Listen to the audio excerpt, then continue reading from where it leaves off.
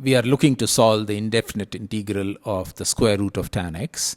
It's a fairly well-known integral in mathematical and scientific literature, and it is a useful exercise in practicing a number of building blocks that we frequently come across during integration exercises. But the main reason I picked this integral was because it highlights a commonly encountered situation when we are solving indefinite integrals. Different people may approach these integrals in different ways, and all of these approaches may result in solutions that at first glance might not seem to be the same. What do you do in such a situation?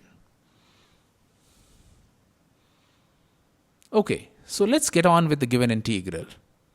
The first instinct here is to find a way to remove the square root, because they are typically trickier to handle.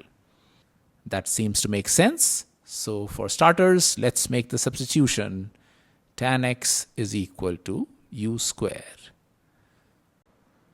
Differentiating both sides, we get sec square x dx is equal to 2u du, which implies that dx is equal to 2u du divided by sec square x, which is 1 plus tan square x. And since tan x is equal to u square, this is equal to 2u du divided by 1 plus u raised to the power 4. Going back to the original integral I, we get I is equal to integral root tan x is replaced by u, and dx is replaced with 2u upon 1 plus u raised to the power 4 du. And therefore, I upon 2 is equal to integral u square upon 1 plus u raised to the power 4 du.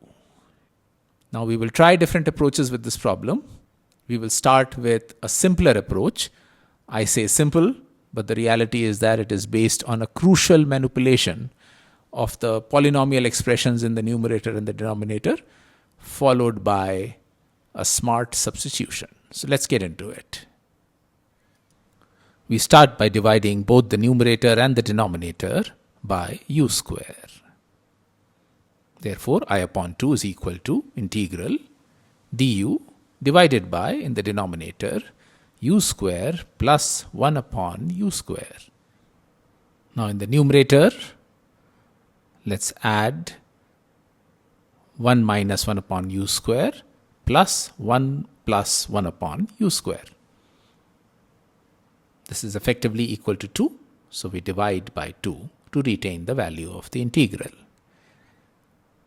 And now the integral I upon 2 can be expressed as a sum of two integrals, the first of which is 1 minus 1 upon u square divided by u square plus 1 upon u square du multiplied by half, plus half times the second integral, which is 1 plus 1 upon u square divided by u square plus 1 upon u square du.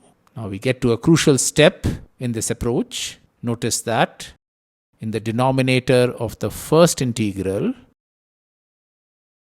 u square plus 1 upon u square can be expressed as u plus 1 upon u whole square minus 2. And in the second integral, the same u square plus 1 upon u square in the denominator can be written as u minus 1 upon u whole square plus 2. And we will see in a moment why these are useful steps to consider. Meanwhile, half cancels across the left hand side and the right hand side, and therefore I is equal to integral 1 minus 1 upon u square divided by u plus 1 upon u whole square minus 2 du. That's the first integral, plus the second integral, which is integral 1 plus 1 upon u square divided by u minus 1 upon u whole square plus 2 du. Now let's take a look at the first integral. If you make the substitution u plus 1 upon u equal to v, differentiating both sides, we get 1 minus 1 upon u square du is equal to dv. Notice that the left hand side is exactly the numerator of this integral. Similarly, in the second integral, make the substitution, u minus 1 upon u is equal to w. Differentiating both sides, we get 1 plus 1 upon u square du is equal to dw. Again, notice that the left-hand side is exactly equal to the numerator of the integrand of the second integral. Therefore, I is equal to integral dv divided by v square minus 2, which can be written as root 2 square, plus the second integral, which can be written as integral dw divided by w square plus 2, which can be written as root 2 square. Now, in the first integral, the integrand 1 upon v square minus root 2 square can be expressed as 1 upon v minus root 2 times v plus root 2. The numerator can be written as v plus root 2 minus, in brackets, v minus root 2, and this is effectively equal to 2 times root 2. So we divide by the same quantity to preserve the value of the numerator. All of this divided by v minus root 2 times v plus root 2. Therefore, this expression is equal to 1 upon 2 root 2 multiplied by, in brackets, 1 upon v minus root 2 minus 1 upon v plus root 2.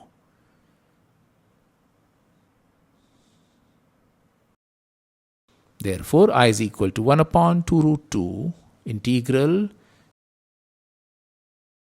dv upon v minus root 2 minus 1 upon 2 root 2 integral dv upon v plus root 2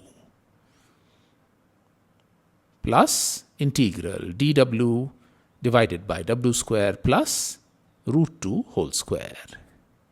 Now, all of these are standard integrals. Therefore, I is equal to 1 upon 2 root 2 ln of v minus root 2 minus 1 upon 2 root 2 ln of v plus root 2 plus the final term, which is 1 upon root 2 times tan inverse w upon root 2 plus a constant of integration. Let's denote it by C1. Using properties of logarithms, the first two terms combine and we get 1 upon 2 root 2 times ln of v minus root 2 divided by v plus root 2 plus 1 upon root 2 tan inverse w upon root 2 plus C1. Now recall that v is equal to u plus 1 upon u and w is equal to u minus 1 upon u.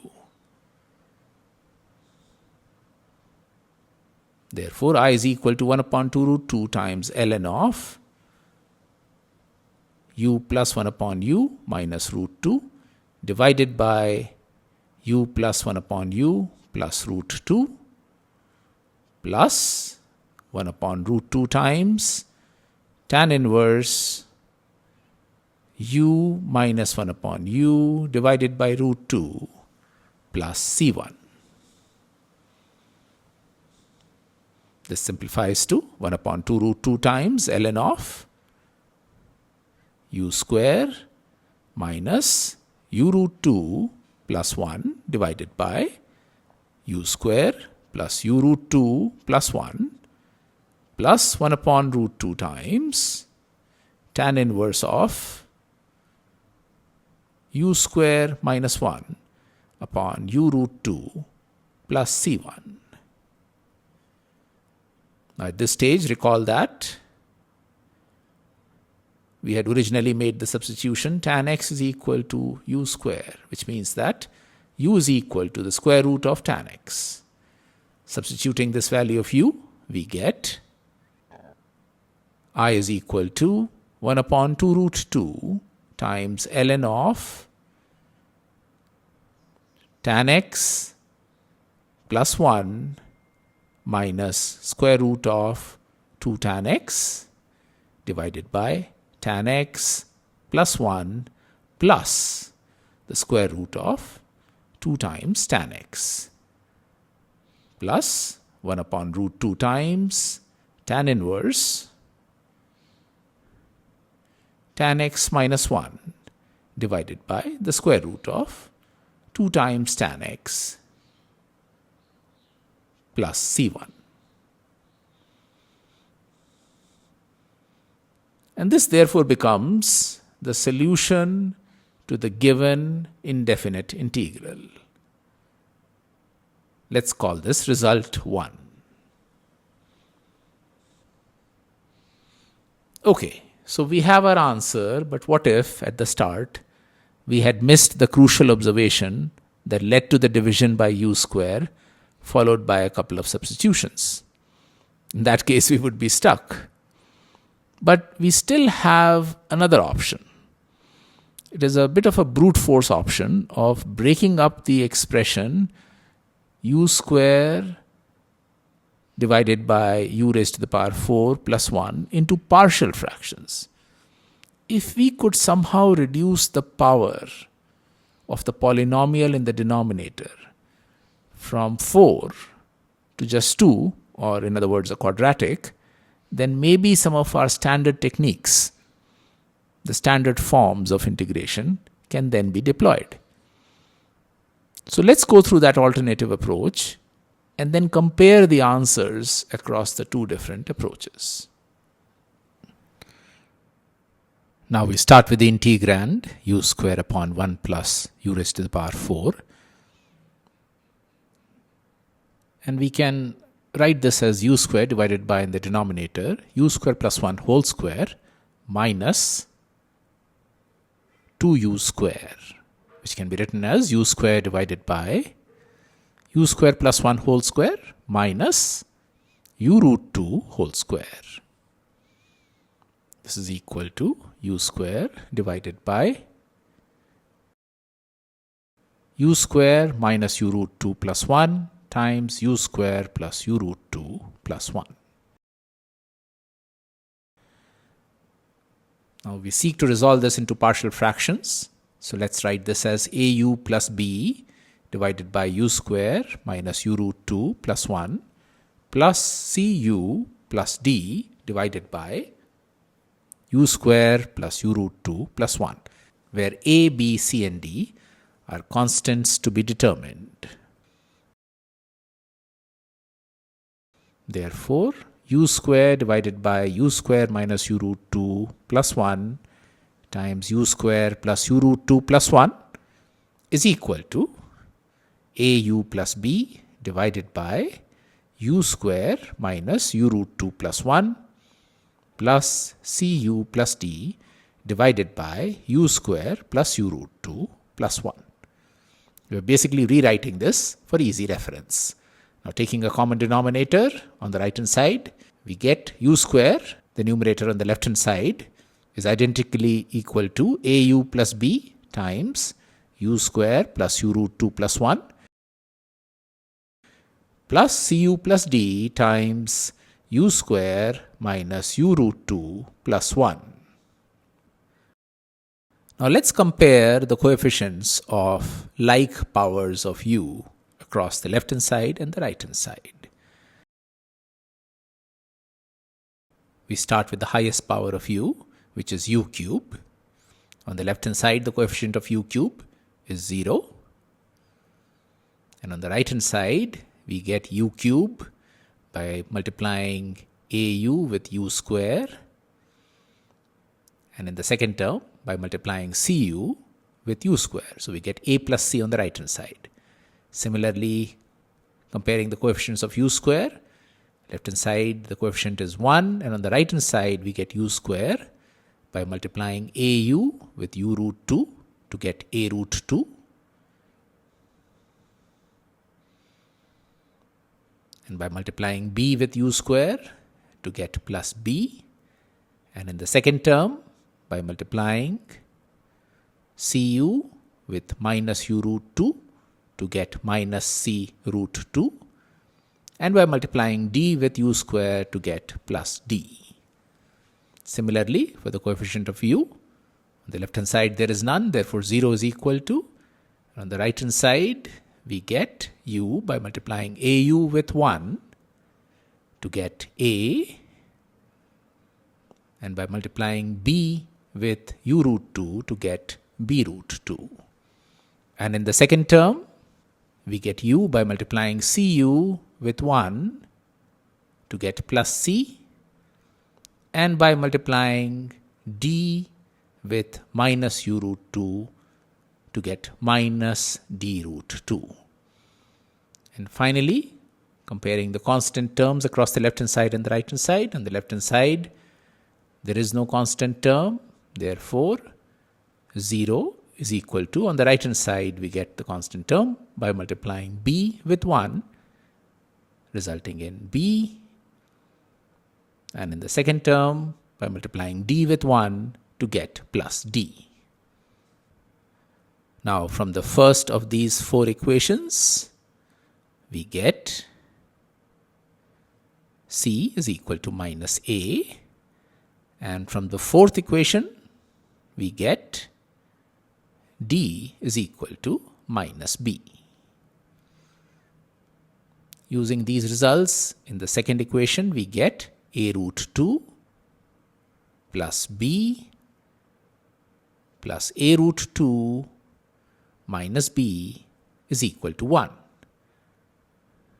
B cancels on the left hand side, and therefore the value of a is equal to 1 upon 2 root 2. And therefore c, which is equal to minus a, is equal to minus of 1 upon 2 root 2. Similarly, in the third equation, we get a plus b root 2 minus a plus b root 2 is equal to 0. A cancels on the left hand side. Therefore, 2b root 2 is equal to 0, which implies that b is equal to 0. And therefore, d, which is equal to minus b, is also equal to 0. Therefore, the integrand u square divided by u square minus u root 2 plus 1 times u square plus u root 2 plus 1 is equal to 1 upon 2 root 2 times u divided by u square minus u root 2 plus 1 minus 1 upon 2 root 2 times u divided by u square plus u root 2 plus 1.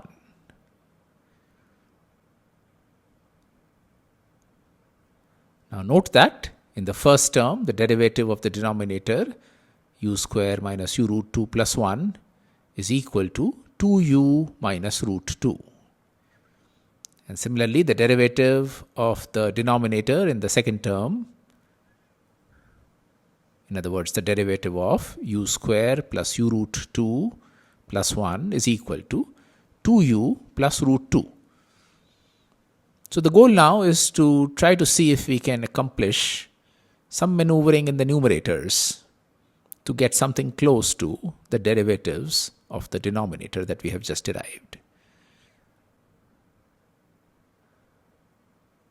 So I upon 2, which is equal to integral of u square upon 1 plus u raised to the power 4 du, which is equal to integral u square du divided by u square minus u root 2 plus 1 times u square plus u root 2 plus 1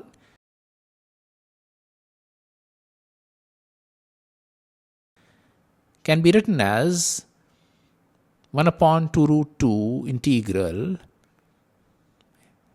u divided by u square minus u root 2 plus 1 du minus 1 upon 2 root 2 times integral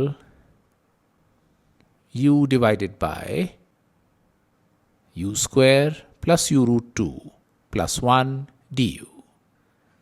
Now in both of these integrals, multiply and divide by 2. And in the numerators of both the integrands, subtract root 2 and add root 2.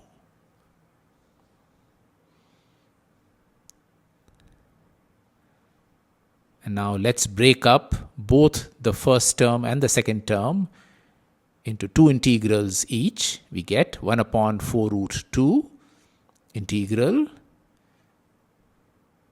2u minus root 2 divided by u square minus u root 2 plus 1 du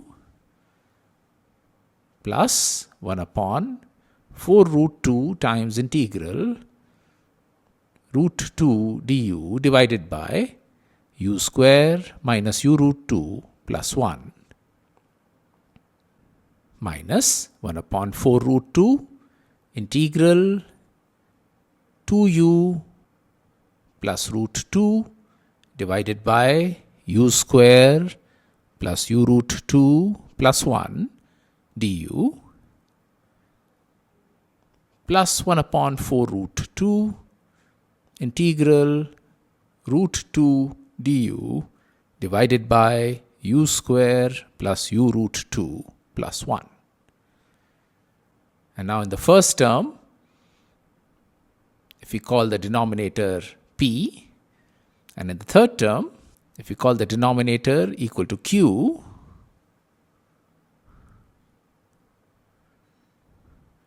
notice that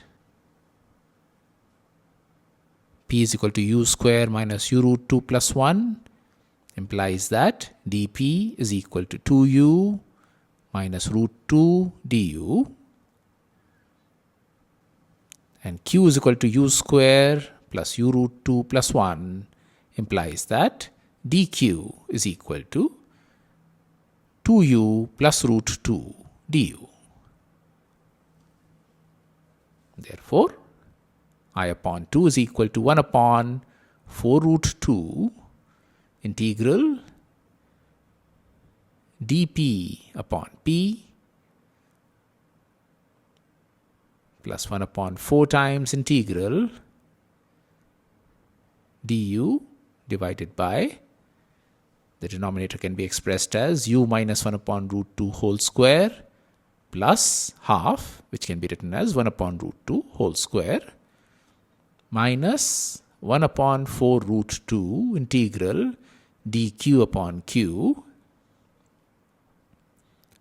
plus 1 upon 4 times integral du divided by u plus 1 upon root 2 whole square plus half, which can be written as 1 upon root 2 whole square.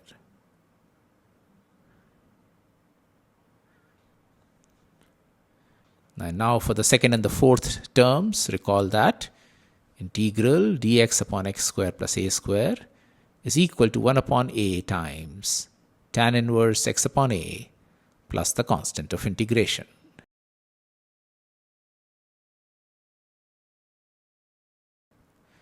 Using this result, I upon 2 is equal to 1 upon 4 root 2 ln p plus 1 upon 4 times 1 upon root 2 times tan inverse u minus 1 upon root 2 divided by 1 upon root 2 minus 1 upon 4 root 2 ln q plus 1 upon 4 times 1 upon root 2 times tan inverse u plus 1 upon root 2 divided by 1 upon root 2 plus a constant of integration. Let's denote it by C2. Now, using properties of logarithms, we can combine the first and the third terms. It follows that I is equal to 1 upon 2 root 2 times ln of p upon q plus 1 upon root 2 times tan inverse u root 2 minus 1 plus 1 upon root 2 times tan inverse u root 2 plus 1 plus C2. Now we ask ourselves the question, can the two tan inverse terms also be combined? So let's take a little detour. Let's assume that the angle alpha is equal to tan inverse u root 2 minus 1 plus tan inverse u root 2 plus 1. Let's denote the first term by theta and the second term by phi, and therefore alpha is equal to theta plus phi. Take the tangent of both sides and we get tan alpha is equal to tan of theta plus phi. Using the standard result, the right hand side is equal to tan theta plus tan phi divided by 1 minus tan theta times tan phi. Substituting the values of tan theta and tan phi, tan theta being equal to u root 2 minus 1 and tan phi being equal to u root 2 plus 1, we get tan alpha is equal to u root 2 minus 1 plus u root 2 plus 1 divided by 1 minus u root 2 minus 1 times u root 2 plus 1. 1 cancels in the numerator and we get 2u root 2 divided by 1 minus, in brackets, 2u square minus 1. This is equal to 2u root 2 divided by 2 times, in brackets, 1 minus u square, which simplifies to u root 2 divided by 1 minus u square. It follows that I is equal to 1 upon 2 root 2 times ln of p upon q plus 1 upon root 2 times tan inverse u root 2 divided by 1 minus u square plus the constant C2. Now recall that p is equal to u square minus u root 2 plus 1 and q is equal to u square plus u root 2 plus 1. And of course, u is equal to the square root of tan x per our original assumption. Substituting these values, we get I is equal to 1 upon 2 root 2 times ln of u square minus u root 2 plus 1 divided by u square plus u root 2 plus 1. Plus 1 upon root 2 times tan inverse u root 2 divided by 1 minus u square plus C2. And this is equal to 1 upon 2 root 2 times ln of tan x plus 1 minus the square root of 2 times tan x divided by tan x plus 1 plus the square root of 2 times tan x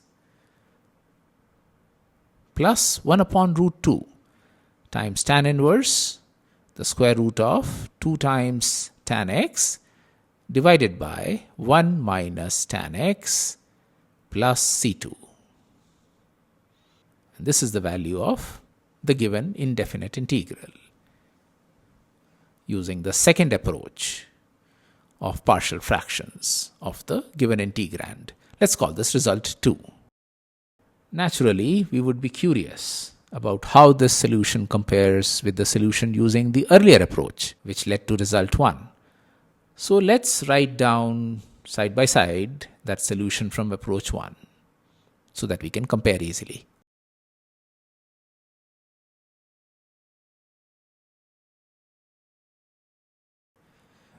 So I is equal to 1 upon 2 root 2 times ln of tan x plus 1 minus square root of 2 times tan x divided by tan x plus 1 plus square root of 2 tan x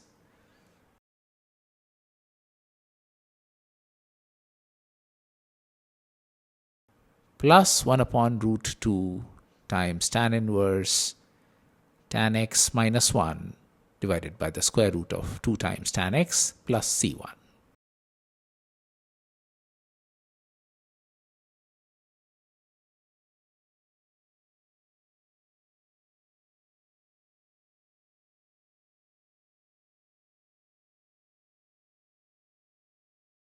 Now we see that the first term involving the logarithms is exactly the same. However, the second term involving the tan inverse looks different. Are they just the same expression that need some manipulation? It does not seem so, but we do observe one thing. If the expression under the tan inverse in approach 2 is, say, denoted by A, then the expression under the tan inverse from approach 1 is tan inverse of minus 1 upon A. Maybe there is some relationship between them. Could it be that they are separated by just some constant? To understand that, I plotted the two tan inverse expressions, tan inverse of A and tan inverse of minus 1 upon A, versus on the x-axis A, so that we could compare them next to each other. The blue line is tan inverse of A and the red line is tan inverse of minus 1 upon A.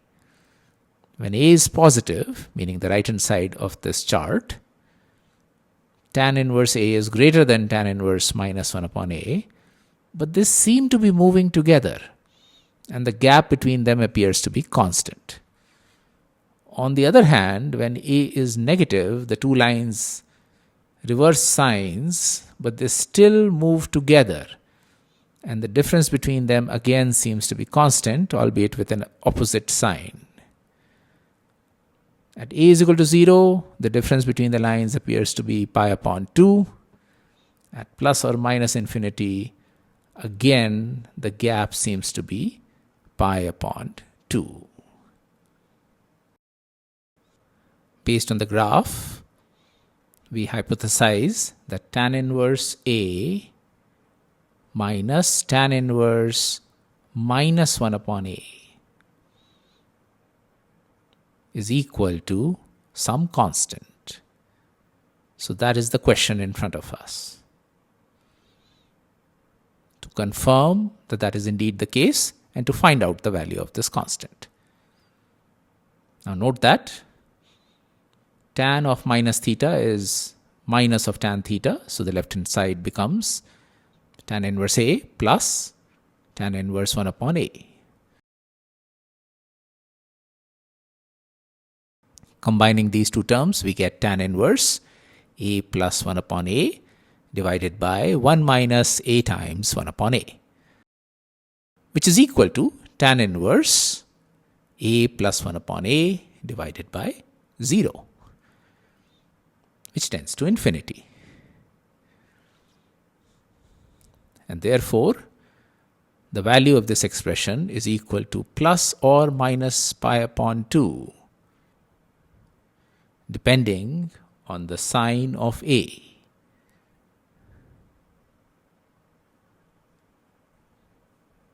Which is exactly what we suspected from the graph we saw a minute ago. So now we have a path to reconciling the two different answers from approaches 1 and 2.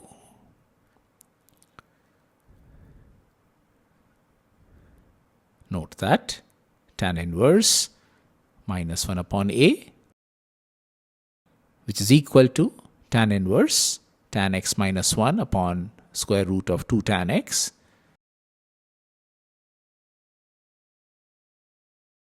can be written as tan inverse A minus the constant, which we have just determined to be equal to plus or minus pi upon 2 depending on the sign of A.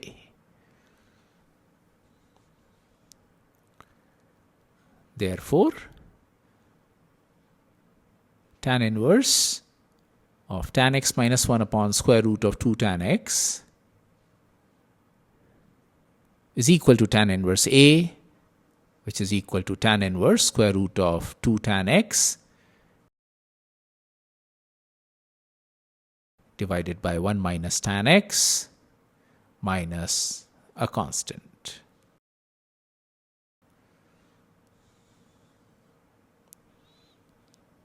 Therefore, result 1 becomes I is equal to 1 upon 2 root 2 ln of tan x plus 1 minus the square root of 2 times tan x divided by tan x plus 1 plus square root of 2 times tan x plus 1 upon root 2 times tan inverse the square root of 2 times tan x divided by 1 minus tan x plus C1 minus the constant from the previous line. These last two terms, C1 minus the constant from the previous line, can be combined and denoted by another constant, let's say C. And now note that this result for the integral I is the same as the result obtained from approach 2. Therefore, to summarize, integral of root tan x dx is equal to 1 upon 2 root 2 times ln of tan x plus 1 minus root of 2 tan x divided by tan x plus 1 plus root of 2 tan x plus 1 upon root 2 times tan inverse root of 2 tan x divided by 1 minus tan x plus C. And this is the required answer.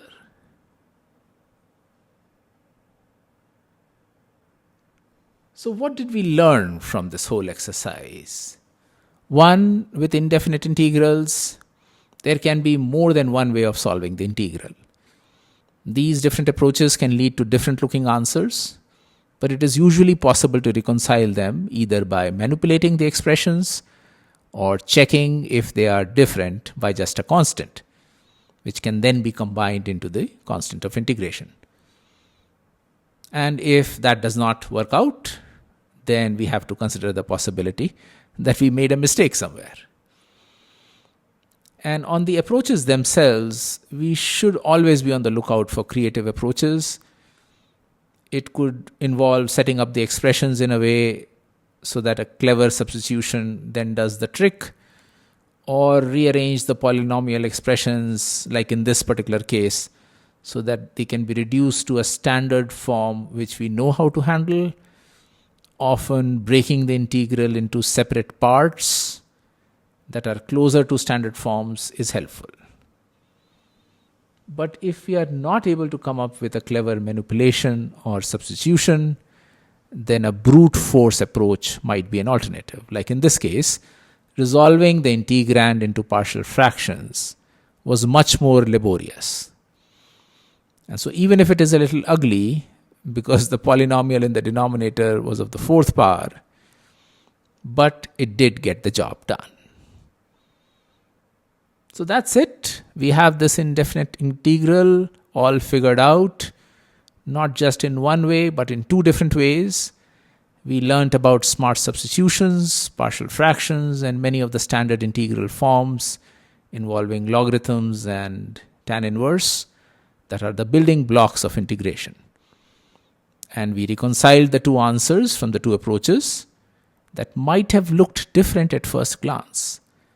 So this simple looking integral is really a treasure trove of learning.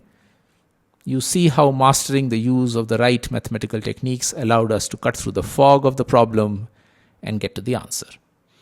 I hope you had fun, and I will see you back at MathMuni for the next story, where mathematics comes to our rescue and saves the day. Meanwhile, check out mathmuni.com for hundreds of mathematical problems across a range of topics. We are rapidly expanding our collection and would love to hear your feedback. Please drop your suggestions in the comments below. Bye for now.